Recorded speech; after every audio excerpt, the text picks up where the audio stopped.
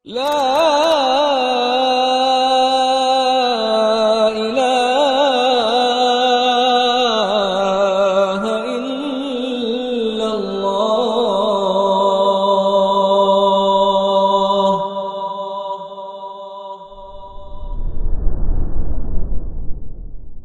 Oke, dimulai ya. Bismillahirrahmanirrahim. Assalamualaikum warahmatullahi wabarakatuh. Innal hamdalillah nahmaduhu wa nasta'inuhu wa nastaghfiruh wa na'udzu billahi min shururi anfusina wa min sayyiati a'malina. May yahdihillahu fala mudilla lahu wa may yudlil fala hadiya lahu. Asyhadu an la ilaha illallah wahdahu la syarika lahu wa asyhadu anna Muhammadan 'abduhu wa rasuluhu la nabiyya ba'dah. Qala Allah Ta'ala: Ya ayyuhalladzina amanu taqullaha haqqa tuqatih wa la tamutunna illa wa antum muslimun. Ya ayyuhan nasu taqu rabbakum alladzi khalaqakum min nafsin wahidah wa khalaqa minha zawjaha wa batha minhuma rijalan katsiran wa nisaa'a wattaqullaha alladzi tasaaluna bihi wal arham innallaha kana 'alaikum raqiba. Ya ayyuhalladzina amanu taqullaha wa qulu qawlan sadida yuslih lakum a'malakum wa yaghfir lakum dhunubakum wa may yuti'illaha wa rasulahu faqad faza fawzan 'azima.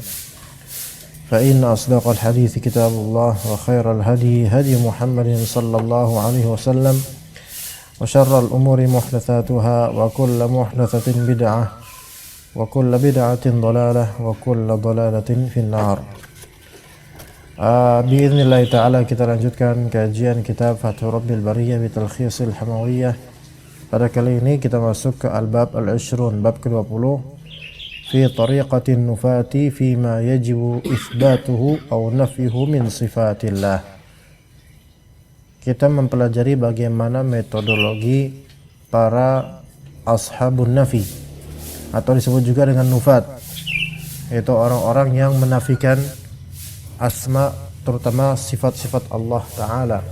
Dalam konteks ini lebih luas lagi kita membahas nufatus sifat, ya, orang-orang yang menafikan sifat-sifat Allah Subhanahu wa Ta'ala.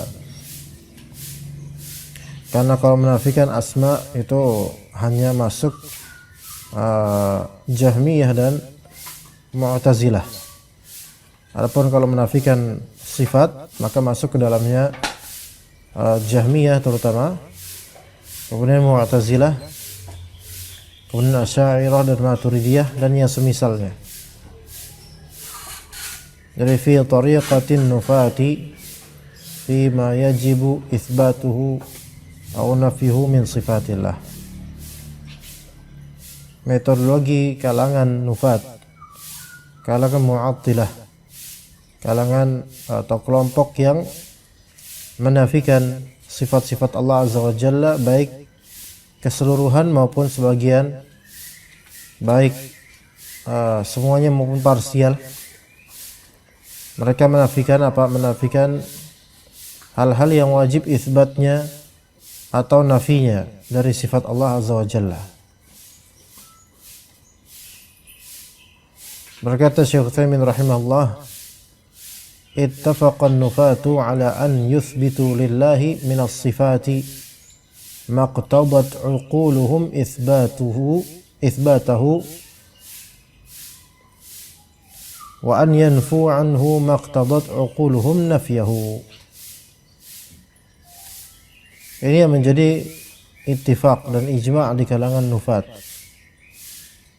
baik di kalangan Jahmiyah, Mu'tazilah dan Asy'ariyah, untuk mengisbatkan, menetapkan lillahi minas sifat, menetapkan sifat-sifat milik Allah Azza wa Jalla, apa yang akal-akal mereka melazimkan penetapannya, dan menafikan dari Allah Azza wa Jalla sifat-sifat yang akal mereka melazimkan penafiannya. Gimana, paham? Jadi kita itu imma mengisbat, imma menafikan. imma menetapkan, imma meniadakan. Taib, atau menafikan atau untuk sifat-sifat Allah Azza wa Jalla. Imma untuk sifat-sifat yang dinisbatkan kepada Allah Azza wa Jalla. Imma kita mengisbat, menetapkan bahwasanya itu adalah sifat Allah, imma kita mengatakan itu bukan sifat Allah, gitu aja kan. Taib, tapi barometernya dan standarnya itu apa? Kalau Ahlus Sunnah wal Jamaah, barometer dan standarnya adalah apa-apa yang diisbatkan dalam Al-Quran dan Sunnah, maka kita isbatkan. Apa-apa yang dinafikan dalam Al-Quran dan Sunnah, maka kita nafikan.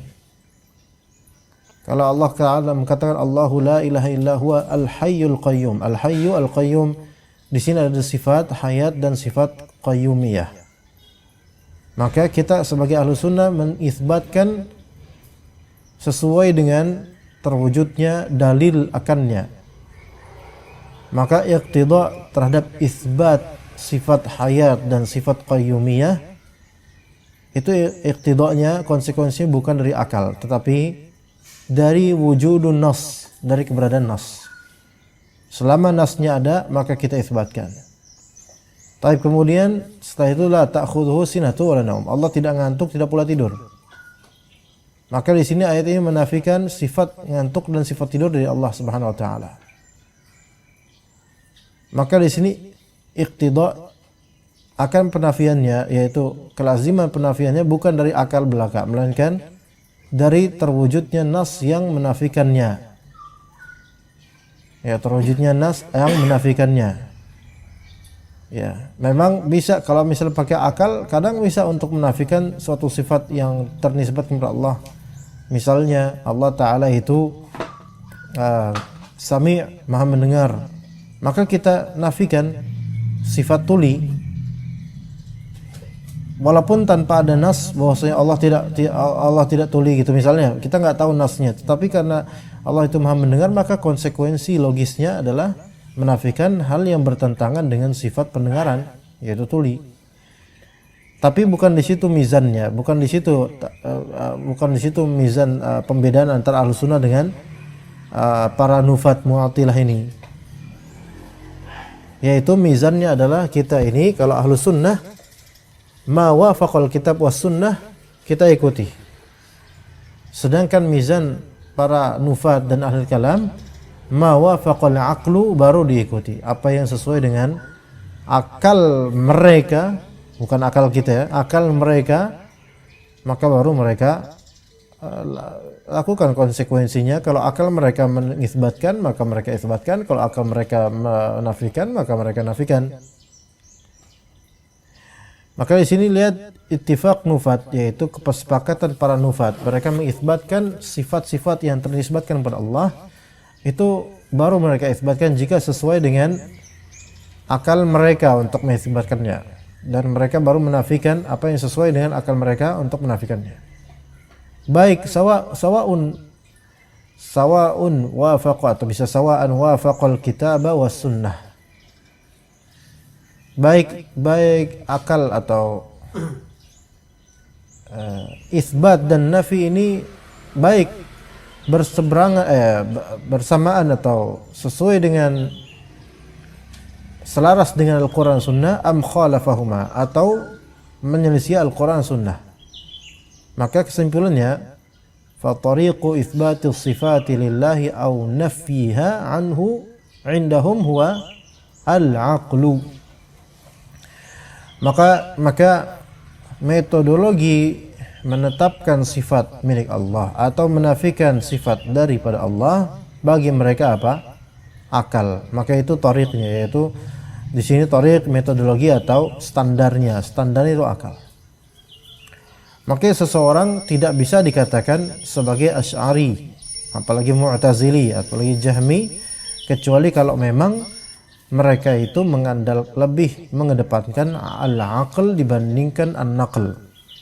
Lebih mengedepankan logika dibandingkan nas. Ya.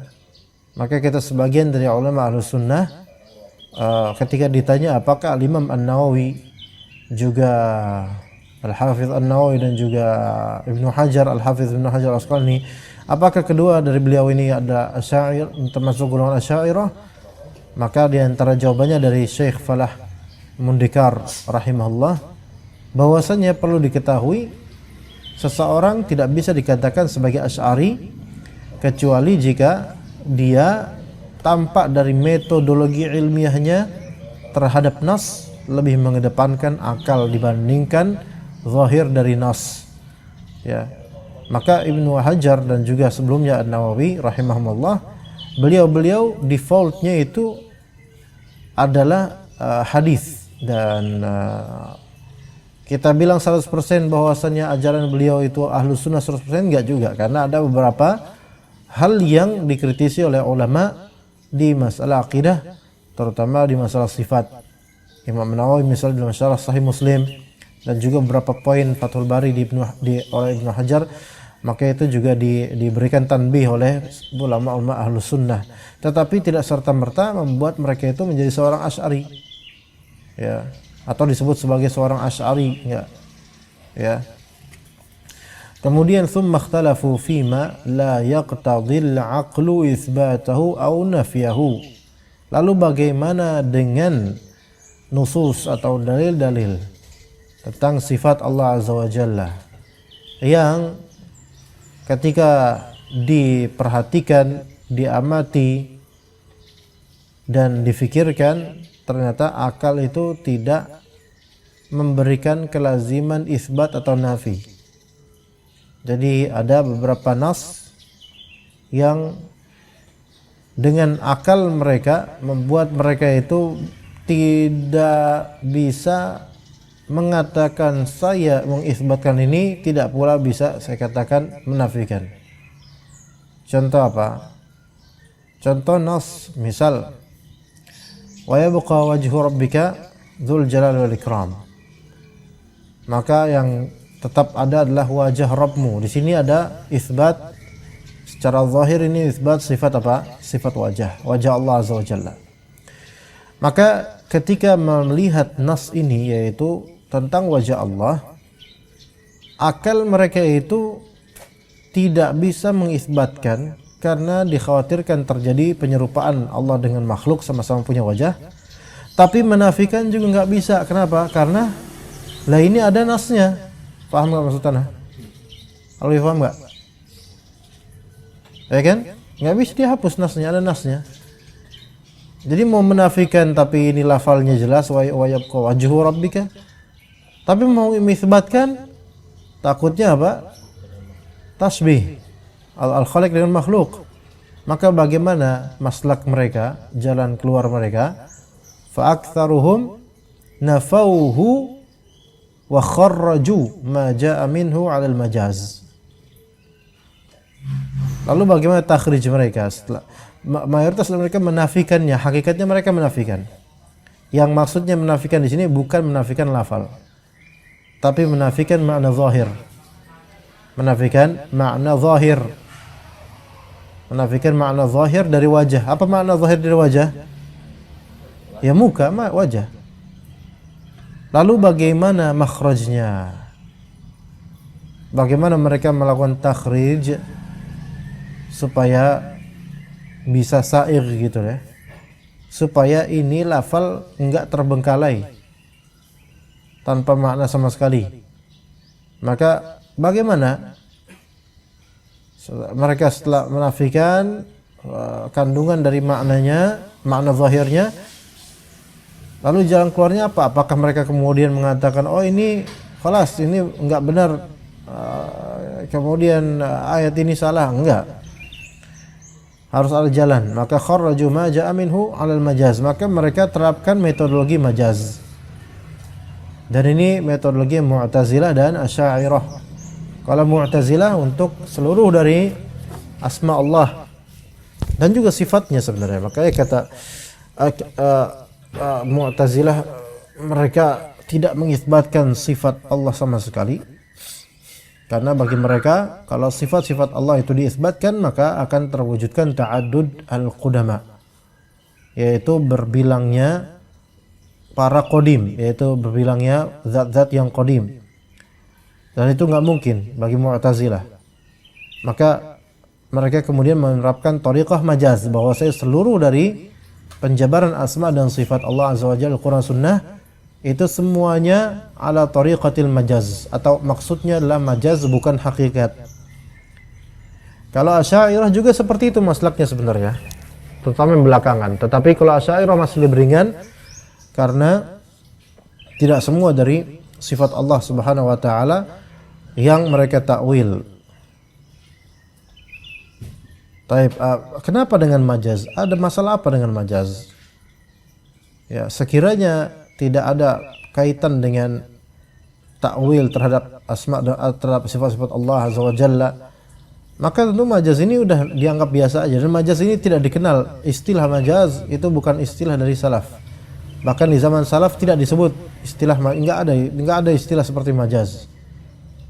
Dan kata Syekhul Islam Ibnu Taimiyah rahimahullah, dan beliau Syekhul Islam termasuk ulama yang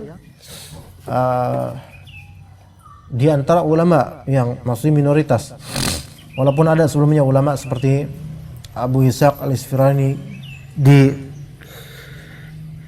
di kalangan Syafi'iyah yang menafikan majaz, bahkan menafikan majaz bukan hanya dalam Al-Qur'an, melainkan dalam bahasa Arab majaz dinafikan dengan beberapa alasan, ya. Dan alasan-alasan yang menafikan majaz ini sahih sebenarnya. Mereka para ulama Mu'tazilah, Asy'ariyah, Maturidiyah dan semisalnya menjadikan majaz ini sebagai alat untuk menjadikan takwil mereka itu sa'igh, dan perjalanan mereka dalam menafsirkan sifat-sifat Allah Azza wa Jalla tidak sesuai dengan pemahaman zahir menjadi seolah-olah diperbolehkan, seolah-olah benar, mardi, diridhoi, bagus gitu. Ya. Di antara majaz kan jaza yajuzu, boleh. Ya, sesuatu yang disebut majaz, kenapa disebut majaz? Karena boleh gitu loh. Diperbolehkan. Yang tadinya itu enggak cocok, tapi ya karena boleh ya udah jadi majaz. Contoh, saya melihat singa di atas mimbar. Ini sesuatu yang tadinya nggak hakiki gitu loh, khayali. Tetapi karena udahlah, ini sebagai kiasan aja, kita jaizkan gitu. Boleh, majaz. Ya. Kemudian berarti kalau misalnya yanzilu rabbuna ila samai dunya, Rabb kita turun ke langit dunia, hakikat atau majaz? Bagi ahlu sunnah hakikat. Karena ahlu sunnah nggak memikirkan bagaimananya, dan itu hak. Tapi bagi mereka majaz. Nah, majaz di sini katanya mereka, oh ini majaz kok. Majaz itu berarti nggak hakiki, sesuatu yang tidak sebenarnya seperti itu gitu loh. Bukan yang turun berarti bukan Allah. Ini hanyalah majaz. Imma di sini bisa ditafsirkan bahwa saya diganti lafalnya, atau idhofahnya yang dihapus. Berarti yanzilu di sini yanzilu rahmatullah, atau yanzilu malaikatullah gitu. Malaikat dan rahmatnya dihapus, jadi yanzilu rabbuna gitu. Paham di sini? Majaz bisa dengan qiyas, bisa juga dengan hadzful idhofah, menghapus idhofah. Dengan qiyas misalnya tadi saya melihat singa di mimbar, ini qiyas. Seorang penceramah yang tegas dikiaskan dengan singa. Penceramah yang tegasnya ini dihilangkan lafalnya, diganti dengan kiasan terhadapnya, yaitu singa. Ya kan? Saya melihat singa di mimbar. Taib. Kemudian kalau dengan menghapuskan idhofah, was'al qaryah, kata sebagian ulama, tanyalah pada kampung itu. Harusnya apa? Bukan harusnya, astagfirullah. Bukan harusnya, melainkan kalau secara bahasa bisa dianggap was'al ahlal qaryah. Tanyalah pada penghuni kampung itu. Karena kita nggak bisa bertanya kepada kampung, gitu kan? Kampung kok ditanya gitu. Bukan kayak gitu, udah zikir kampung. Nah, kampung kok ditakon, ya.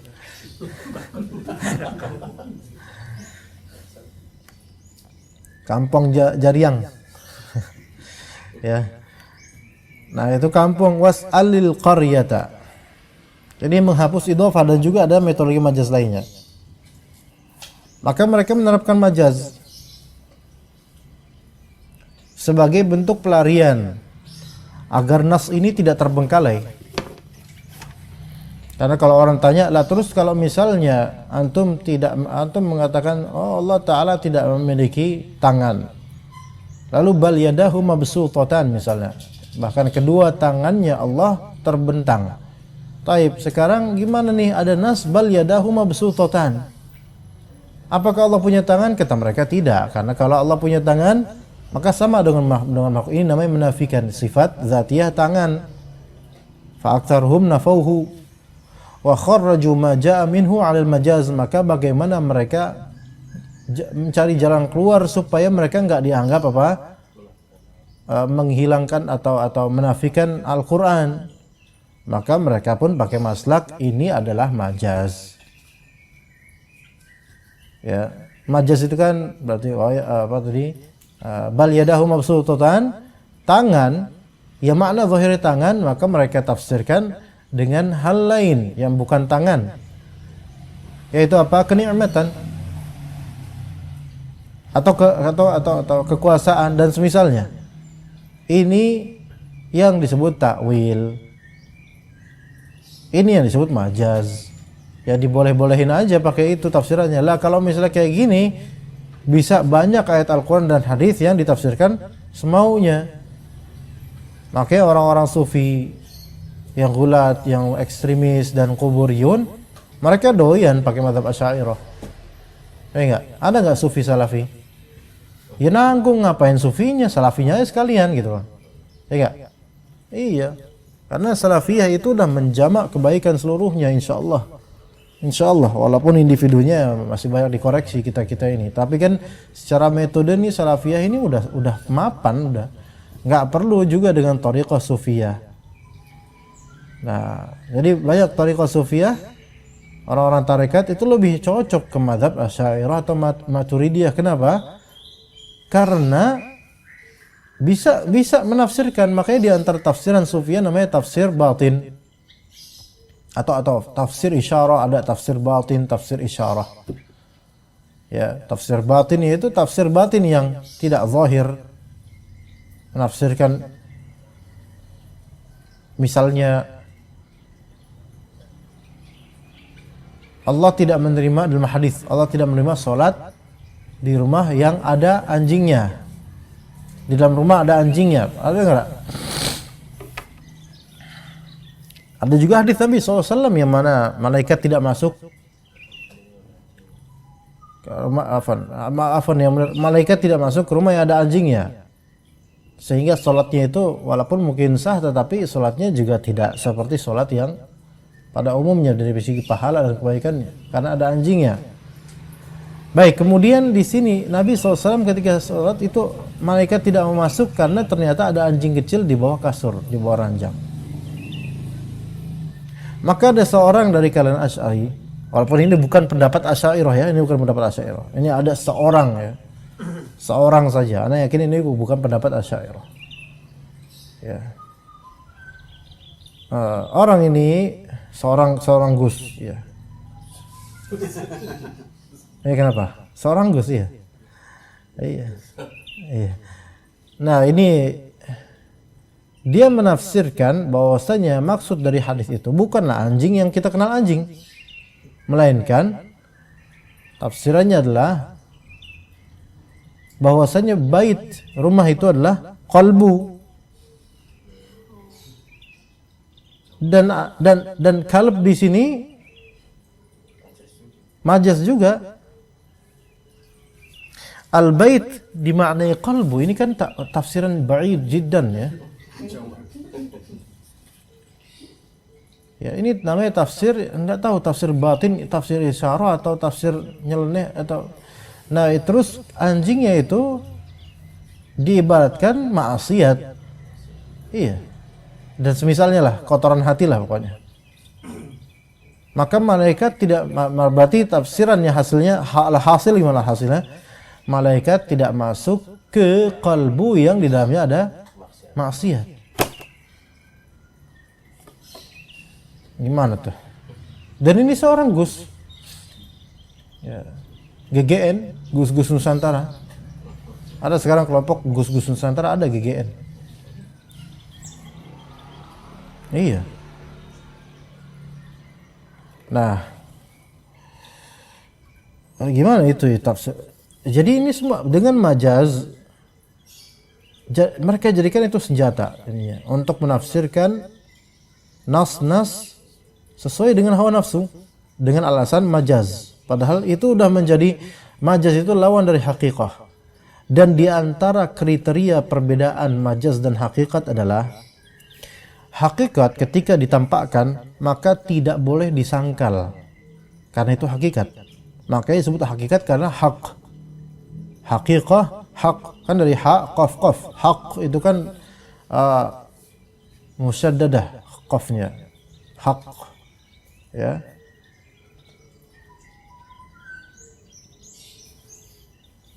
Makanya Allah Subhanahu wa taala mengatakan walladzi auhayna ilaika minal kitabi huwal haq.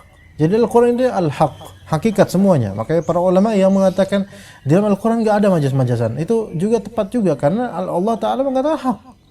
Malah antum bilang majaz.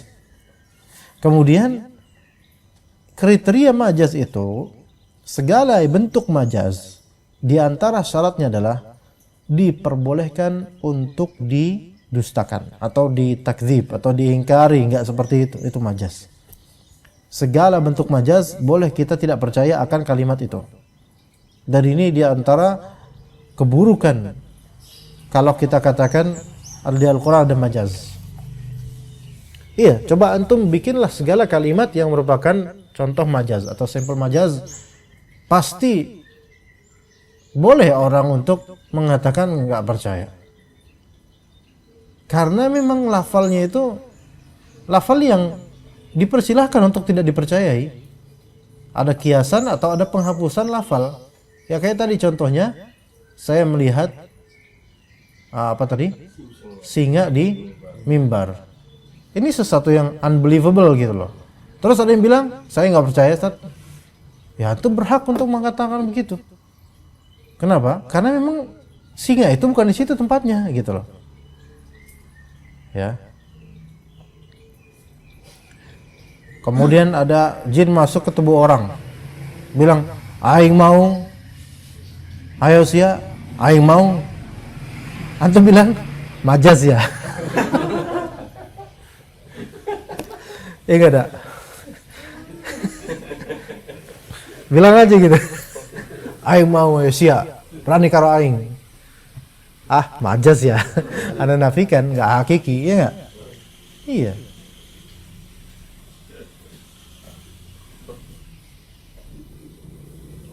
Atau menghapus idhofah. Ya. Contoh Pak Jokowi membangun gedung olahraga misalnya. Ini dianggap majaz kan? Majaz. Karena hakikatnya bukan Pak Jokowi sedang membangun sendiri, melainkan ya para tukang. Pak Jokowi bahkan cuma mengetahui tekan kontrak dan atau tantangan doang kelas. Tapi dinisbatkan kepada Pak Jokowi, berarti idhofahnya dihilangkan di sini. Pelaku aslinya dihilangkan lafalnya. Maka orang boleh mengatakan, "Oh, salah itu kalimat, bukan Pak Jokowi. Saya yakin bukan Pak Jokowi yang bangun itu." Lah siapa? Tukangnya. Ya benar enggak? Ya benar juga. Ya. Jadi di antara kriteria majaz, apapun itu bentuknya, diperbolehkan untuk tidak dipercayai atau dinafikan atau disangkal atau diralat minimal. Antum salah, antum ngomong kayak gitu. Yang benar adalah para kuli membangun gelanggang olahraga yang telah disetujui Pak Jokowi. Nah itu hakikat nggak? Hakikat. Itu kalau kita katakan ada yang majaz. Begitu ya ikhwan. Nah, ana ulangi. Tsumma ikhtalafu fi ma la yaqtadil aqlu itsbatahu aw nafyahu. Kemudian bagaimana dengan apa? dengan nas-nas yang akal itu tidak punya konsekuensi mengitsbatkan, tidak pula menafikan. Kalau diitsbatkan ini jadi musyabbihah, mujassimah, jadi wahabi nanti kata mereka. Kalau dinafikan, maka ini ada ayatnya, masa kita nafikan, kafir dong nanti. Maka ada dua madhab kemudian. Madhab pertama, madhab mu'awwilah, ya, yaitu yang disebut tadi sini, fa'aktsaruhum nafauhu wa kharraju ma jaa minhu 'alal majaz. Maka kebanyakan dari mereka menafikannya, tapi mereka enggak bakal mau disebut menafikan karena mereka mentalbis. Nafi mereka talbis menjadi apa? Menjadi takwil dengan alasan majaz. Ini apa namanya, adalah kerjaannya Mu'tazilah terutama, dan juga tentu Asy'ariyah yang dikenal sangat kuat dalam masalah majaz, takwil, ya. Ya, kalau ayat Allah aja ditakwil dengan semaunya, memang niatan beliau itu banyak yang baik insyaallah. Tapi tidak cukup dengan niatan baik untuk menghindari tajsim dan tasbih terhadap Allah Azza wa Jalla. Itu niatan baik, tetapi apalah arti niatan baik kalau menyelisihi salafus saleh. Ini mazhab yang pertama, fa aktsaruhum nafahu wa kharraju ma jaa minhu al majaz. Ini mu'awwilah, yaitu kalangan Asy'ariyah dan Maturidiyah dan yang semisalnya. Ya. Kemudian wa ba'dhum tawaqqafa fihi wa fawwada ilmahu ila Allah ma'a nafyi dalalatihi ala syai'in min as-sifat. Sebagian dari mereka tawakuf. Apa tawakuf? Berhenti, diam dalam masalah sifat-sifat Allah Ta'ala yang akal ini tidak ingin mengitsbatkannya dan tidak pula mau menafikannya. Mereka tawakuf, bersikap hati-hati tapi tidak pada tempatnya. Wa fawwadu ilmahu ilallah, dan menyerahkan ilmu tentang makna dari sifat-sifat tersebut kepada Allah Azza wa Jalla. Ma'a nafi dalalatihi ala syai'in min as-sifat, bersamaan dengan menafikan dalalah, yaitu menafikan hasil penunjukan dalil akan sesuatu dari sifat Allah Azza wa Jalla. Jadi mereka tidak mengitsbatkan sifat, tidak pula menafikan sifat, melainkan mereka hanya membacanya saja. Nah, ketika ditanya, terus di sini apa artinya wajhu rabbika, wajah Rabbmu, apa artinya? Mereka katakan, kita serahkan urusannya kepada Allah. Ya. Kemudian lafal hadis Nabi SAW, Rabb kita turun ke langit dunia, apa arti yanzil? Yanzil enggak kita tafsirkan, enggak kita terjemahkan, melainkan Allah lebih tahu. Ini gimana ini jadinya? Ini madhab namanya mufawwidah atau tafwid. Madhab mufawwidah. Kalau yang pertama madhab mu'awwilah, yang kedua madhab mufawwidah. Ya. Dan orang-orang Asy'ariyah zaman sekarang, mereka ini menerapkan keduanya. Ya. Menerapkan keduanya. Baik mereka mentakwil, kalau enggak tahu artinya, enggak bisa mentakwil, maka mereka hanya mentafwid dan menganggap bahwa ini semua hanya Allah saja yang mengetahui maknanya. So, dengan dalil di antara dalil yang mereka pakai di surat Al-Imran, wa ma ya'lamu ta'wilahu illallah, dan tidak ada yang mengetahui tafsirnya melainkan Allah Subhanahu wa taala. Begitu ya, ikhwan.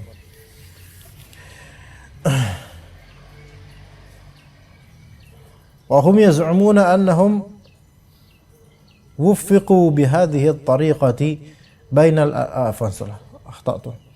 Wa hum yaz'umuna annahum waffaqu bihadhihi at-tariqati bainal adillati al-aqliyati wan naqliyah.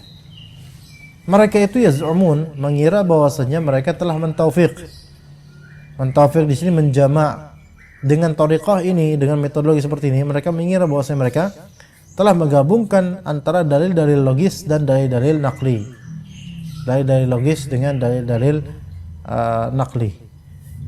Mereka ngira begitu. Walakinnahum kadzabu fi dzalik. kadzabu afwan, walakinnahum kadzabu fi dzalik. Tapi mereka berdusta dan enggak benar. Mereka enggak mentaufik dua dalil. Li'anna al-adillatal aqliyata wan naqliyata muttafiqatun ala itsbati sifatil kamali lillah. Karena dalil-dalil aqliyah, dalil logis dan dalil naqliyah, dalil tekstual itu muttafiqah. Keduanya selaras, baik logis maupun nas selaras untuk menetapkan sifat-sifat kesempurnaan pada Allah Azza wa Jalla untuk segala nama sifat tersebut apapun itu. Wa kullu ma jaa fil kitabi was sunnati min sifatillah fa innahu la yukhaliful aql. Semua yang datang dari Al-Qur'an Sunnah dari sifat-sifat Allah, maka itu semua tidak ada yang menyelisihi akal. Wa in kana al-aqlu. Nah, sekarang pertanyaannya, loh kalau menyelisihi akal, kalau diulang Al-Quran dan Sunnah nggak ada yang menyelisih akal, bukankah banyak hal-hal atau kisah-kisah yang tidak logis? Sehingga wajar dong sifat-sifat Allah tidak masuk akal. Maka kita katakan wa in ka la yukhaliful akal, tetap tidak menyelisih akal. Wa in kana al-aqlu ya'jizu an idraki tafsili fi dzalika. Meskipun akal itu tidak mampu untuk menguasai rincian dalam hal tersebut. Idrak di sini mendapatkan, atau apa tadi yang terjemahan? Terjemahkan apa? Ya jizu'an idrak, menguasai rincian, menguasai, memahami dengan menguasai. Jadi apakah kita katakan, apakah ada dalam Al-Quran ayat-ayat atau dalam hadis-hadis yang tidak sesuai dengan logika? Maka kita katakan yang lebih tepat kita jawab adalah tidak ada ayat maupun hadis yang tidak sesuai dengan logika. Semua sesuai dengan logika, semua sesuai dengan akal. Tetapi ada beberapa ayat yang memang akal tidak bisa menguasai rincian darinya. Bagaimana maksudnya? Sebutkan dalil tentang Isra dan Mi'raj. Apakah masuk akal? Masuk akal. Karena Allah itu ala kulli syai'in qadir. Kenapa enggak? Ya enggak. Kenyataan Allah Ta'ala itu maha mampu untuk segala sesuatu, itu logis enggak? Logis. Berarti Allah mampu enggak untuk semua dari kita akan mengalami Isra nanti setelah wafat. Dicabut ruhnya, kalau kita mukmin insyaallah kita mukmin, husnul khatimah mudah-mudahan, dicabut dan melakukan Isra semua dari kita. Ke langit 7 benar dalam waktu yang singkat. Tapi itu ruh saja. Adapun jasadnya lagi dimandiin. Sampai kemudian dibalikan ke kuburnya, kalau saleh alhamdulillah dibalikan ke kuburnya dengan baik. Masuk akal? Masuk, kenapa? Karena pertama ada hadisnya. Seandainya nggak ada hadisnya, kita batilkan ini. Karena ini perkara gaib. Ada hadisnya dan hadis tidak akan berdusta. Kalau itu sahih, masuk akal, masuk akal. Kenapa masuk akal? Karena Allah itu maha kuasa untuk mendatangkan hal-hal seperti ini dan mudah bagi Allah. Paham di sini ya? Ini yang jangan kita mulai saat ini jangan pernah kita katakan kepada orang-orang awam ada memang hadis atau ayat yang tidak masuk akal. Itu klaim antum semata, nggak masuk akal. Semua ayat, semua hadis selama ala kulli syai'in qadir, maka nggak ada khobar-khobar yang kadzib dalam Al-Quran Sunnah. Hatta sesuatu yang nggak unusual gitu, nggak biasa di kita dan nggak pernah terbesit di pikiran kita, kok bisa seperti itu, tetap masuk akal karena Allah itu maha kuasa, terserah Allah. Nah itu bisa naik seperti itu. Sekarang Nabi Adam alaihissalam turun ke bumi ini dari surga, dan surga itu di atas langit ke-7, dia bawa ars. Taib, antum kalau misalnya jatuh dari gedung lantai 5 aja udah hancur. Sekarang antum bilang masuk akal nggak? Ya masuk akal. Kenapa? Ya karena Allah ala kulli syai'in qadir, kan jelas, gampang. Tapi akal ini la yudrik at-tafsil ala dzalik. Tidak bisa menguasai kebagaimanaan rincian gambaran tersebut. Kenapa? Karena akal ini hanya mempelajari sesuatu yang ada dan tampak, yang terasa dengan indera kita selama hidup ini. Ada kalanya orang tua usia 50 atau 60 menguasai sesuatu yang tidak bisa dinalar oleh anak-anak yang usia 20. Tapi bagi usia 50, ini sesuatu yang biasa bagi mereka. Maka yang 20 ini mungkin mengingkari, nggak mungkin gitu. Ya. Tapi ketika usia nanti dia 40, 50, 60, bener ya. Berarti selama ini logis gitu. Seperti itu. Banyak kok hal-hal dalam Al-Quran dan Sunnah yang kalau kita salah dalam mempersepsikannya, kita bilang ini gak masuk akal. Ya gak masuk akal kalau dalam artian akal kita gak nyampe, memang. Karena gak nyampe di sini bukan gak nyampe isbatnya, tapi gak nyampe apa? Idrakut tafsil. Yaitu menguasai rincian dari gambaran yang disebutkan dalam Al-Quran dan Sunnah. Iya. Tapi Allah Subhanahu wa taala kemudian meletakkan kakinya di neraka. Ada nggak dalil itu? Pernah dengar nggak, ikhwan? Iya. Antum bilang apa? Ini nggak masuk akal. Masa Allah Taala? Kenapa antum bilang gitu? Kenapa? Karena gambaran. Karena gambaran keduniaan dari experience dunia kita yang memang terbatas. Tapi ketika itu adalah Al-Quran Sunnah dan Sunnah Sahihah, maka segalanya itu masuk akal dengan standarisasi apa? Innallaha ala kulli syai'in qadir. Iya. Dan Allah itu yaf'alu ma yasha, terserah Allah Ta'ala. Ya, kalau mau nggak masuk akal, sebenarnya banyak hal-hal yang nggak masuk akal. Iya. Kadang-kadang Anda sampai mikir udah zikir nggak berak sini, sampai kalau udah zikir sini kayak nggak masuk akal itu.